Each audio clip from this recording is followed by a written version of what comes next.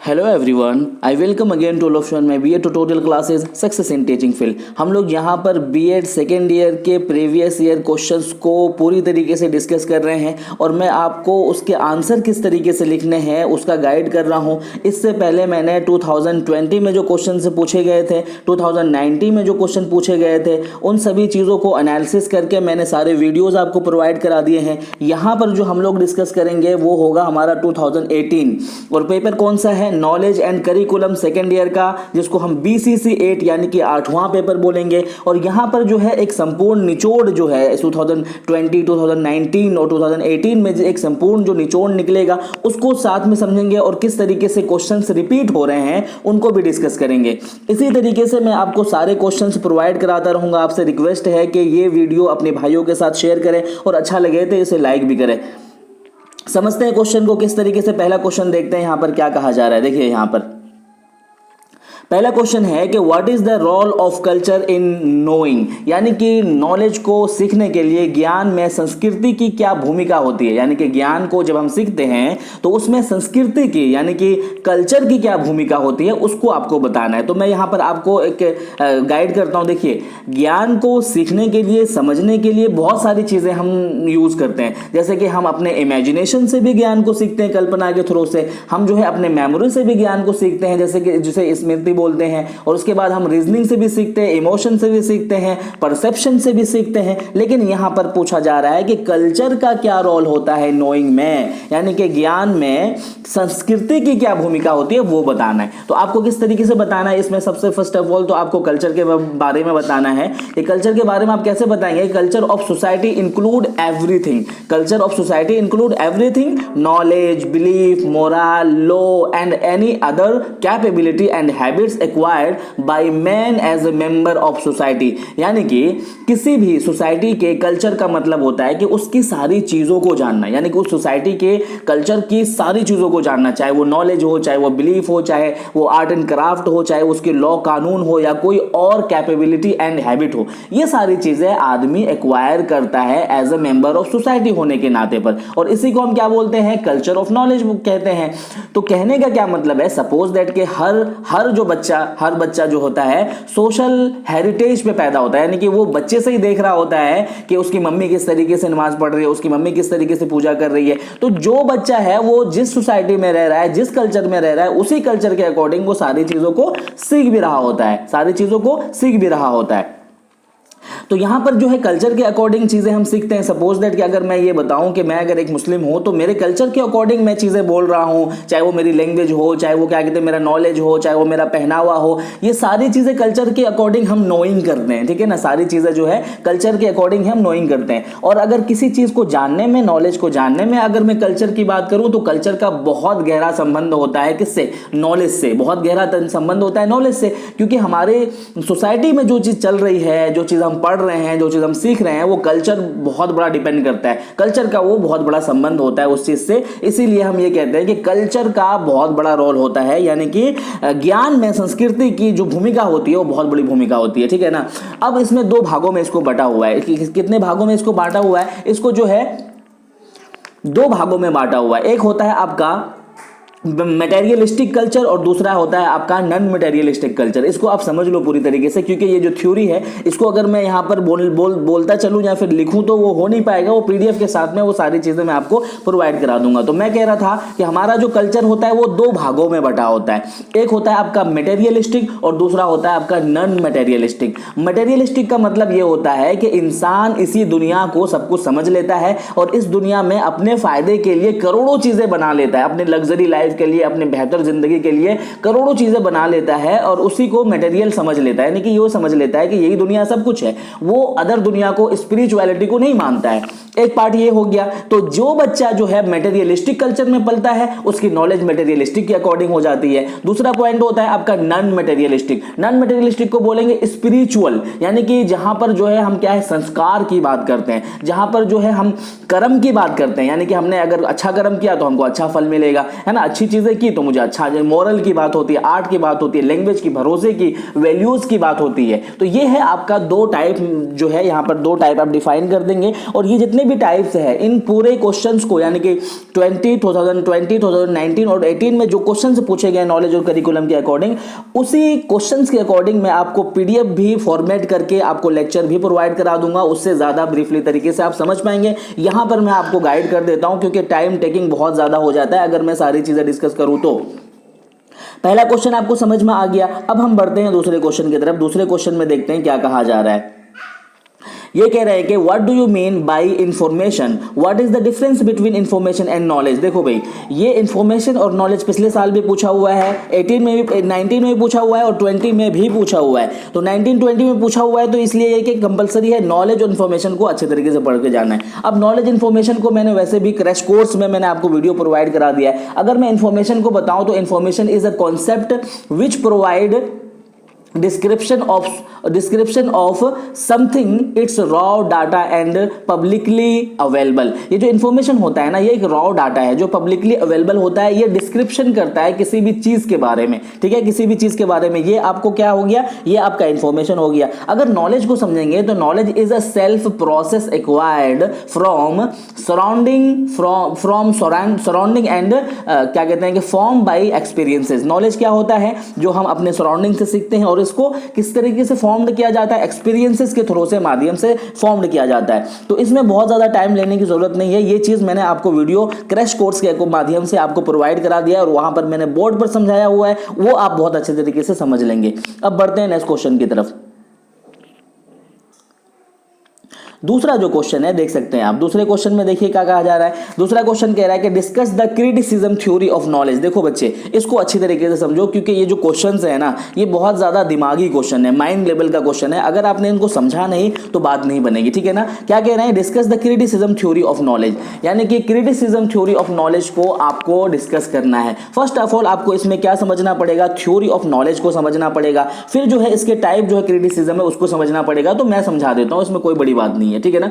देखिए, theories of knowledge को 3 भागों में बांटा हुआ है। एक होता है आपका रेशनलिज्म, एक होता है, दूसरा होता है आपका एम्पिरिसिज्म और तीसरा होता है आपका क्रिटिसिज्म। अब आप इसको इसके बैकग्राउंड थोड़ा सा मैं समझा देता हूं, अच्छे तरीके से समझ में आएगा। देखिए, रेशनलिज्म लोग वाले जो हैं, जो प्लेटो है, रेशनलिज्म के जो प्रतिपादक है वो कौन है, प्लेटो है। ये लोग कहते हैं कि सारी चीजें, बच्चा जो चीजें से सीखता है वो क्या सीखता है, मेंटल प्रोसेस से सीखता है, माइंड के आइडियाज से सीखता है, रीजनिंग करके सीखता है, ठीक है। ये कौन बोलता है, रेशनलिज्म बोलता है। लेकिन एम्पिरिसिज्म ये बोलता है कि बच्चा जो है अपने एक्सपीरियंसेस से चीजें सीखता है, अपने सेंस के माध्यम से सीखता है। लेकिन ये दोनों जब आते हैं, आने के बाद में फिर इस पर क्रिटिसाइज होना शुरू हो जाता है। इम्यूनल कांट इसके प्रतिपादक है, किसके, क्रिटिसाइज करने वालों में इम्यूनल कांट जो है सबसे बड़े क्या कहते हैं कि फिलोसोफर है, जो इसकी बाइकआउट करते हैं, ठीक है, इसकी आलोचना करते हैं। किसकी आलोचना करते हैं, एम्पिरिसिज्म की और रेशनल की। ये क्या कहते हैं, ये कहते हैं कि बच्चा जो है सिर्फ मेंटल प्रोसेस से या एक्सपीरियंसेस से या फिर ज्ञान इंद्रियों से नहीं सीखता है, बल्कि बच्चा जो है दूसरे तरीके से या फिर इन सारी चीजों को मिला करके सीखता है। तो ये जो क्रिटिसिज्म हुआ है, यानी कि जो इम्यूनल कांट ने इसके क्रिटिसिज्म जो किया है, उसको आपको बताना है कि किस किस तरीके से क्रिटिसाइज किया है। तो मैं आपको first of all rationalism, empiricism, criticism को पीडीएफ के साथ में समझा करके सारे वीडियोस आपको प्रोवाइड करा दूंगा। यहां पर मैंने आपको सिर्फ गाइड कर दिया कि आपको किस तरीके से अपना आंसर लिखना है। बढ़ते हैं नेक्स्ट क्वेश्चन की तरफ। देखिए, नेक्स्ट क्वेश्चन में कहा जा रहा है कि right short notes of any 2 of the following, ठीक है ना। अब इसको समझो कि पहला क्वेश्चन क्या है, यहां पर वैलिडिटी ऑफ नॉलेज। ये कह रहे हैं कि वैलिडिटी ऑफ नॉलेज क्या होती है, किसको कहते हैं। देखिए, वैलिडिटी ऑफ नॉलेज के अकॉर्डिंग आपको नवा पेपर में भी मिलेगा, जो असेसमेंट फॉर लर्निंग है ना, वहां पर भी मिलेगा। लेकिन यहां पर नॉलेज के अकॉर्डिंग जो पूछा जा रहा है कि वैलिडिटी ऑफ नॉलेज क्या होती है, उसको कैसे लिखेंगे, उसको समझिए। देखिए, ट्रूथ को चेक करते हैं। सपोज दैट के जो भी नॉलेज हमने लिया है, ठीक है, जो भी नॉलेज हमने सीखा है, चाहे वो यूनिवर्सल नॉलेज हो, चाहे वो लोकल नॉलेज हो, चाहे वो स्कूल नॉलेज हो, चाहे वो घर की नॉलेज हो, आउटसाइड ऑफ स्कूल नॉलेज हो, हम जो है अपने नॉलेज के ट्रूथनेस को चेक करते हैं, ठीक है ना, ट्रूथनेस को चेक करते हैं।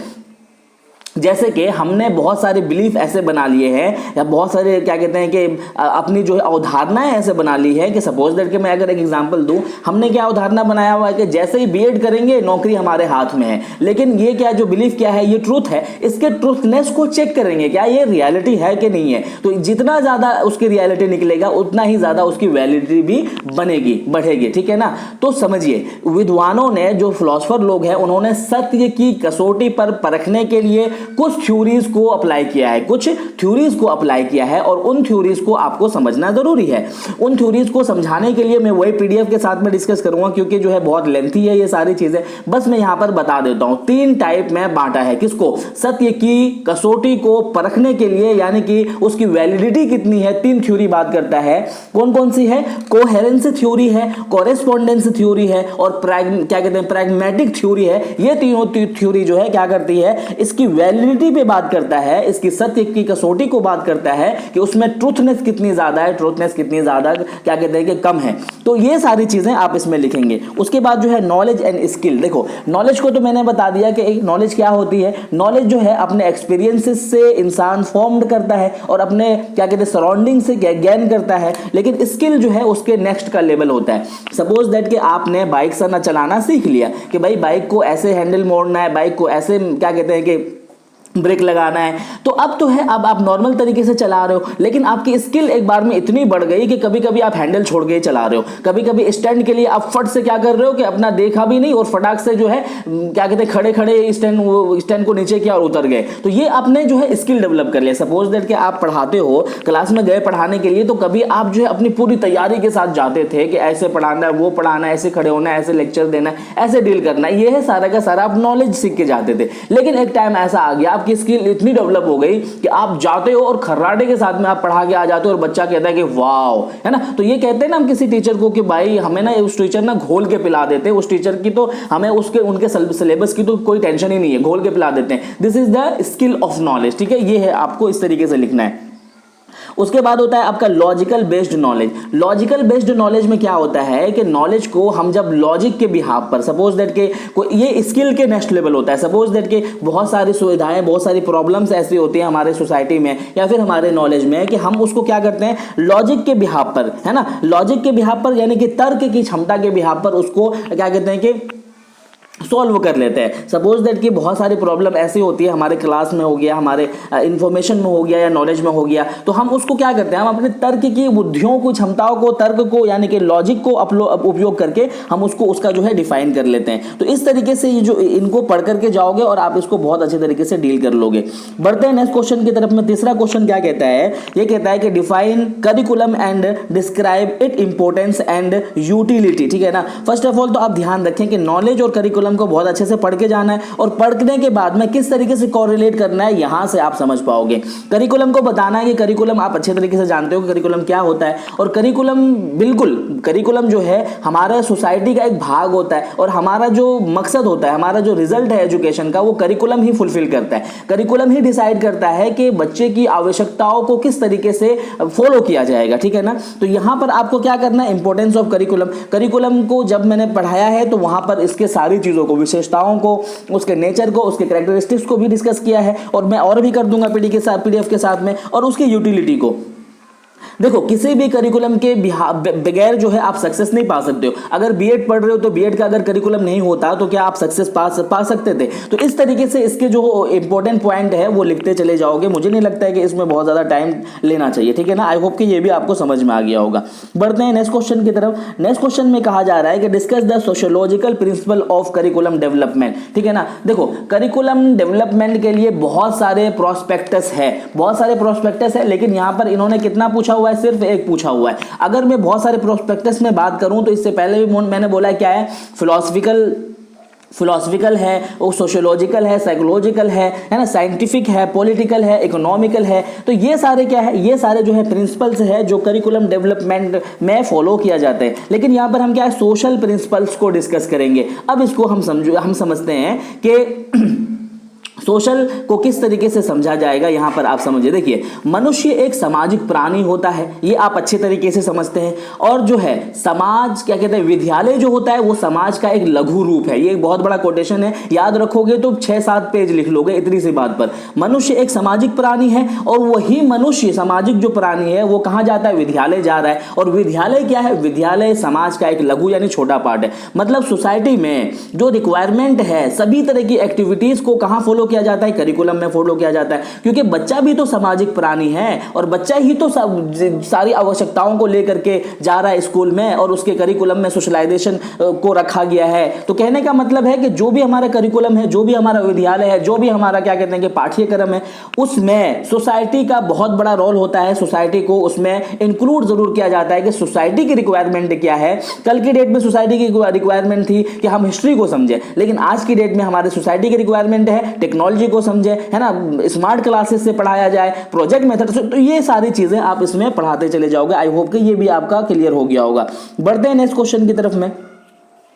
नेक्स्ट क्वेश्चन में कह रहा है कि throw light on the construction of Indian school curriculum. देखो आप इसको समझो, ये कह रहा है कि कंस्ट्रक्शन, सबसे पहले कंस्ट्रक्शन का मतलब होता है निर्माण करना। इंडियन स्कूल करिकुलम को किस तरीके से निर्माण करना चाहिए, किस तरीके से बनाना चाहिए, इंडियन स्कूल के करिकुलम को किस तरीके से बनाना चाहिए, तो वो किस तरीके से लिखोगे आप बच्चे।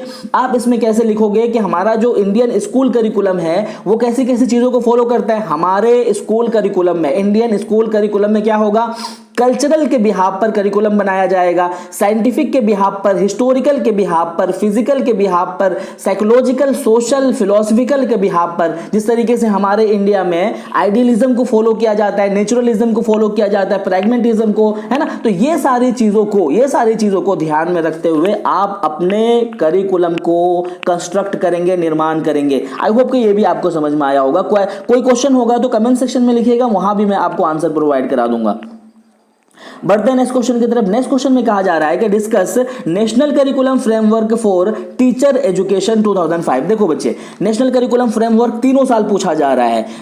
अभी 18 में भी पूछा जा रहा है, उसके बाद 19 में पूछा गया था और फिर 20 में भी पूछा गया था, और उसके बाद भी जितने एग्जाम होंगे सीटेट बीटेट हर जगह पूछे जाएंगे। अब यहां पर क्या है, इन्होंने एक बात जोड़ दिया। देखिए, टीचर एजुकेशन के अकॉर्डिंग नेशनल करिकुलम ने क्या बोला है, ये पूछ रहे हैं। ये टीचर एजुकेशन के अकॉर्डिंग नेशनल करिकुलम क्या बोलता है, ये बात पूछ रहे हैं। तो आपको ध्यान रहे कि नेशनल करिकुलम फ्रेमवर्क जो है सिर्फ टीचर के अकॉर्डिंग के नहीं, बल्कि जो है शिक्षा विदाउट बर्डन की बात किसने की, बिल्कुल इसी ने की, नेशनल करिकुलम फ्रेमवर्क ने की। और उसके अलावा टीचर पे भी इन्होंने बहुत बात की। जो आप सीटेट देते हो, बीटेट देते हो, बहुत तरह के जो टीचर एबिलिटी टेस्ट देते हो, ये यही बात करता है, नेशनल करिकुलम फ्रेमवर्क यही बात करता है कि टीचर को अब ट्रेंड होना चाहिए। उसके अलावा 30 बच्चों में एक टीचर होना चाहिए। उसके अलावा जो हमारा करिकुलम है किस तरीके से होना चाहिए, टीचर को पूरा क्या कहते हैं कि वेल डिसिप्लिन होना चाहिए, वेल प्रोफेशनल होना चाहिए, वेल क्या कहते हैं कि ट्रेनिंग होना चाहिए। तो ये सारी चीजें आप अपने आप से भी लिख पाओगे, इसमें बहुत ज्यादा दिमाग लगाने की जरूरत नहीं है। वैसे मैं पीडीएफ के साथ में भी इसको डिस्कस करूंगा तो आपके लिए बहुत इजी रहेगा। अब बढ़ते हैं नेक्स्ट क्वेश्चन की तरफ हम लोग। पांचवा जो क्वेश्चन है, पांचवा क्वेश्चन कहा जा रहा है, give a critical account of present curriculum in the light of various commission, also give suggestions for curriculum improvement. देखो पहले आप इसके वर्ड टू वर्ड जाओ, ठीक है ना, वर्ड टू वर्ड जाओ। ये कह रहे हैं, पहला जो इनका कहने का मतलब है कि आप ना आलोचना करो, क्रिटिसाइज करो कि जो प्रेजेंट करिकुलम है, ठीक है ना, प्रेजेंट करिकुलम है, आप उस पर आलोचना करो कि प्रेजेंट करिकुलम क्या अच्छा है, क्या बेहतर है, वो इसमें किसी तरह से मैनिपुलेशन होना चाहिए कि नहीं होना चाहिए। अब आप ये भी बताएं इसके साथ में वेरियस कमीशन जो है, वेरियस कमीशन इस करिकुलम के अकॉर्डिंग क्या क्या बोलते हैं, और आपको सजेशन भी देना है कि करिकुलम को किस तरीके से इंप्रूवमेंट किया जा सकता है। इसमें तीन बात हो गई। पहला जो डील करेंगे आप पॉइंट बना करके कि प्रेजेंट करिकुलम पर क्रिटिसाइज किया जाता है। बिल्कुल प्रेजेंट करिकुलम को क्या होना चाहिए, मॉडिफाइड होना चाहिए। हमारे करिकुलम में आज भी बहुत सारी ऐसी चीजें पढ़ाई जाती है जो कि जरूरत नहीं है। हमारा जो कोर्स का ड्यूरेशन है वो जो एक साल में पूरा किया जा सकता है, उसको कितना 2 से 3 साल लेके जाते हैं। उसके अलावा अगर फिलोसफिकल क्या कहते हैं पर्सपेक्टिव की बात करें, सोशोलॉजिकल पर्सपेक्टिव की बात करें, इसके अलावा सबसे ज्यादा जो पर्सपेक्टिव की बात होती है वो होती है हमारा साइकोलॉजिकल। कल की डेट में बच्चों के एज को नहीं देखते थे, उसकी क्षमताओं को नहीं देखते थे। आज जो है हमारी जरूरत है कि बच्चों की क्षमताओं को, उसकी एज को, उसकी एबिलिटी को, उसके माइंड को, उसके कॉन्सेप्ट को समझकर हमें अपने करिकुलम को फ्रेम करना होगा। इतना समझ में आ गया। अब जो है बहुत से नेशनल एजुकेशन पॉलिसी जो है, बहुत सारी पॉलिसीज इसको अकॉर्डिंग बहुत सारी बातें बोलते हैं, वो सारा चीज यहाँ पर इंक्लूड कर दोगे, पीडीएफ में आपको मिल जाएगा। सारी बातें यहाँ पर डिस्कस करना जो है बहुत ज्यादा टाइम टेकिंग है, इसीलिए नहीं कर पाएंगे, ठीक है ना। उसके बाद आपको क्या सजेशन भी देना है कि करिकुलम को इंप्रूवमेंट कैसे किया जा सकता है। ऑब्वियसली करिकुलम को इंप्रूवमेंट अगर करने की बात आए, एक पॉइंट में बोले तो करिकुलम को इंप्रूवमेंट इसी तरह से किया जा सकता है कि करिकुलम सोसाइटी में जो रिक्वायरमेंट है, जो बच्चों की रिक्वायरमेंट है, उन सारी चीजों को फॉलो कहां पर किया जाएगा, करिकुलम में किया जाएगा। तो फिर वो जो है करिकुलम डेवलपमेंट होता रहेगा। अब बढ़ते हैं नेक्स्ट क्वेश्चन की तरफ। नेक्स्ट क्वेश्चन यानी कि ये देख सकते हैं आप, यहां पर ये कह रहा है कि right short notes on any two of the following. ये जो है 2019 और 2018 में बहुत कहा गया है, 2 बार कहा गया कि राइट शॉर्ट नोट्स, तो वो भी आपको तैयार करके जाना है। ठीक है, अब ये समझते हैं कि कौन कौन सा शॉर्ट नोट्स लिखना है। ठीक है ना, यहां पर 3 दिए हुए हैं। ठीक है, 2 आपको करने हैं, सिर्फ यहां पर 3 दिए हुए हैं, 2 करना है। पहला कह रहा है कि इंटीग्रेटेड करिकुलम क्या होता है। इंटीग्रेटेड करिकुलम हम किसको कहेंगे, है ना, उसको हिंदी में क्या कहेंगे, इंटीग्रेटेड करिकुलम को हम क्या कहें, एकीकृत पाठ्यक्रम कहेंगे। ठीक है, एकीकृत पाठ्यक्रम। और इसको आप समझ लो, एक ही वर्ड में आप इसको याद रखो कि एकीकृत पाठ्यक्रम क्या होता है। देखो, 2 से अधिक वस्तु को एक रूप देने की प्रक्रिया को क्या कहते हैं, एकीकृत कहते हैं। ठीक है ना, जैसे कि हम क्या कहते हैं कि भाई एक बाउंड्रीज होती है, सब सब्जेक्ट की एक बाउंड्रीज होती है। ठीक है ना, सपोज दैट कि अगर मैं साइंस की बात करूं तो वो आर्ट्स के अंदर में नहीं आ सकता, उसकी एक बाउंड्रीज है। अगर मैं क्या कहते हैं कि लैंग्वेज की बात करूं, है ना, लिटरेचर की बात करूं, तो वो साइंस में नहीं जा सकता, उसकी एक बाउंड्रीज है। लेकिन यहां पर जो है इंटीग्रेटेड करिकुलम ये कहता है कि अब जो है बाउंड्रीज को क्रॉस करके जब चीजें सिखाया जाएगा तब उसको इंटीग्रेटेड करिकुलम बोला जाएगा। सपोज दैट कि 1 क्लास से लेकर के 10वीं क्लास तक जब आप चीजें पढ़ते हो तो क्या क्या पढ़ते हो, सब कुछ पढ़ते हो, थोड़ा साइंस भी पढ़ते हो, थोड़ा मैथमेटिक्स भी पढ़ते हो, थोड़ा क्या कहते हैं कि लैंग्वेज भी पढ़ते हो। लेकिन वही जो है 12वीं के बाद में जाकर के आप अपना बाउंड्रीज बना लेते हो कि भाई मुझे ना लैंग्वेज से करना है, भाई मुझे ना क्या कहते हैं कि कॉमर्स से करना है, इकोनॉमिक्स से करना है। ठीक है ना, तो ये बाउंड्रीज जो है ये मना करता है इंटीग्रेटेड करिकुलम। ये कहता है कि बच्चे को सारी चीजें सिखानी है। जैसे कि आप जो है बहुत सारे एक्टिविटीज करते हो बीएड करते हुए, तो वो जब आप कैंप में जाते हो, कहीं पर क्या कहते हैं प्रोग्राम करते हो, तो वहां पर आप कुकिंग सीखते हो, कुकिंग के साथ साथ में कोई एक्टिविटीज सीखते हो, बोलना सीखते हो, जवाहरलाल नेहरू का एक रोल प्ले करते हो, उसके बाद जो है आप क्या कहते हैं बहुत से रोल। तो ये जो इंटीग्रेटेड करके सिखाया जा रहा है उसको हम क्या बोलते हैं, इंटीग्रेटेड करिकुलम। आई होप कि आपको समझ में आया होगा। अगर नहीं समझ में आया है तो कमेंट सेक्शन में जरूर लिखिएगा।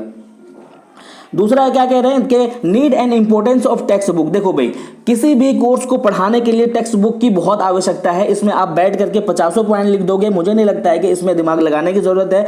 अगर किताब नहीं होगी तो आप कैसे अपने रिजल्ट को, अपने जो है क्या कहते हैं कि उद्देश्य को, एम को कैसे पा सकते हो बगैर किताब के आप तो क्या कहते हैं नहीं पढ़ सकते हो। तो इसके इंपॉर्टेंस को लिख दोगे, बहुत ईजी क्वेश्चन है। उसके बाद हम बात करते हैं tradition and curriculum, tradition and curriculum, और इसके बाद ये जो है कंप्लीट हो जाएगा। ट्रेडिशन ऑफ करिकुलम की अगर बात करें तो ट्रेडिशन, देखो हमारे करिकुलम को 2 भागों में बांटा गया, एक होता है ट्रेडिशन, एक होता है मॉडर्न। इसको इस तरीके से समझो, ट्रेडिशन करिकुलम जो है कि ये किन चीजों को फॉलो करता था, ट्रेडिशन करिकुलम फॉलो करता था कि हम जो है एक ही धर्रे पे सारे बच्चों को पढ़ाते थे। ठीक है ना, टीचर जो है आकर के लेक्चर मेथड से पढ़ाता था। बच्चे भला ही 2 साल का, 4 साल का, 6 साल का है, लेक्चर मेथड से पढ़ा रहे हैं, एक ही लैंग्वेज में पढ़ा रहे हैं। बच्चा जो है इंग्लिश में सीखना चाहता है लेकिन हिंदी में पढ़ा रहे हैं, उसको हिंदी में पढ़ा रहे हैं, लेकिन वो बच्चा क्या है, बच्चा जो है अपने मदर टंग में सीखना चाहता है। तो ट्रेडिशनल में क्या था कि सिर्फ बहुत रिलीजियस की नॉलेज पढ़ा रहे हैं, लेकिन बच्चे की रिक्वायरमेंट कुछ और है। तो ट्रेडिशनल का मतलब ये है कि मॉडर्न से बिल्कुल अपोजिट, वहां पर जो है सिर्फ